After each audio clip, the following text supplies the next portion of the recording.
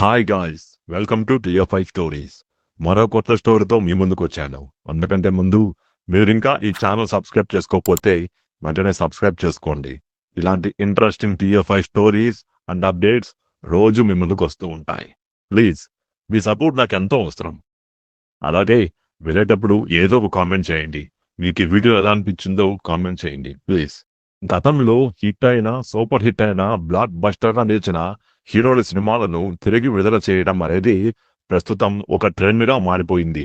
కాలంతో పాటు సాంకేతికతలో నూతన మార్పులు చోటు చేసుకోవడంతో తమ హీరోల పాత సినిమాలను కొత్త సాంకేతికతతో చూడాలని అభిమానులు కోరుకుంటున్నారు. అందుకు అనుగుణంగా నిర్మాతలు కూడా 8K రెజల్యూషన్స్, డాల్బీ అట్మాస్ లాంటి హంగులు జోడించి వాటిని విడుదల చేస్తున్నారు. దాదాపుగా ప్రతి హీరో సినిమా ఇలా విడుదలవుతూనే ఉంది. అభిమానుల కోరిక మేరకు విడుదలవుతున్నప్పటికీ రీ రిలీజ్ లో కూడా రికార్డులు సృష్టిస్తూ కోట్ల రూపాయలను వసూలు చేసిన సినిమాలున్నాయి. ఇటీవలే super star Mahesh Babu, Murari, Pawan Kalyan Gabbar Singh, junior NTR సింహాద్రితో పాటు భార్య సమరసింహారెడ్డితో పాటు చిరంజీవి, నాగార్జున, వెంకటేష్, రామ్ చరణ్, అల్లు అర్జున్, ప్రభాస్, రవితేజ తదితర హీరోల సినిమాలన్నీ తిరిగి విడుదలవుతున్నాయి.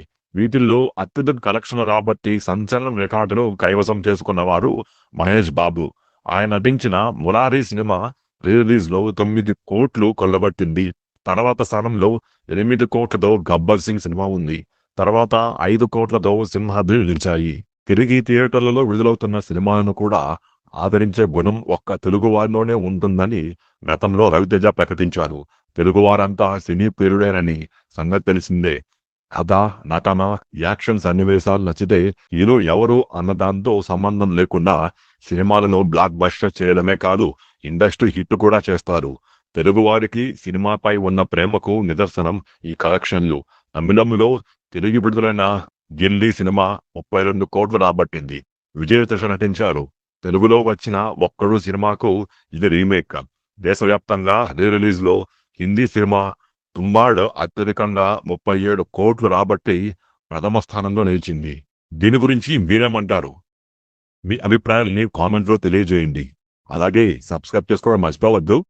Thank you.